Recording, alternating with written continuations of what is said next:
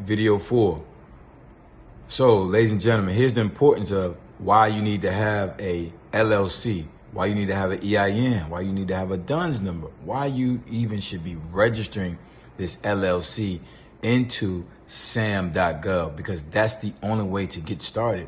This is how you start your career in federal government contracting as the middleman or middlewoman, or like I say, middle person, right? So number one, the government has to recognize you as a company. They don't do business with individuals, they do business with companies. So one of the ways to quickly have a company is to formulate an LLC, a limited liability company, right? So you formulate that, and you want to make sure you're doing that and with a reputable source. Also, you need to have an EIN number /TIN number. You need to have that for tax purposes, right? Then also you need to have a DUNS number. That's DUNS, DUNS number. Once you have those three things combined, now guess what? You're ready to register that legit company, that legit LLC into sam.gov. But a lot of people also speak to me about, hey, Jason, if I'm doing this as the middle person, what should I name my company? What should my company name be?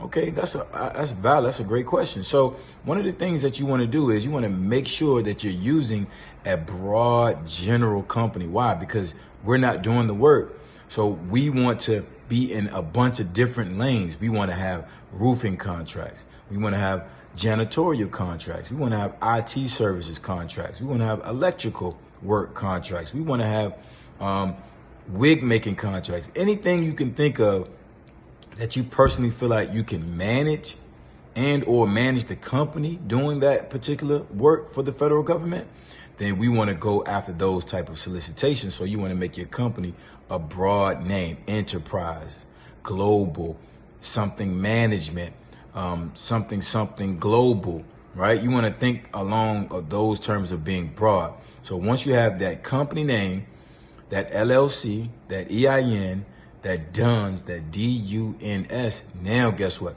You're ready to put that company into the sam.gov registration, and you want to go through that registration process as well, because now what you're doing is having, when you're going through that registration process, the government is understanding who you are as a company and what you can bring to the table for them in terms of product and in terms of service. So it's imperative and super important that as soon as you get your company formulated, you hop to it and get your company registered into sam.gov. And once you get approved, now guess what?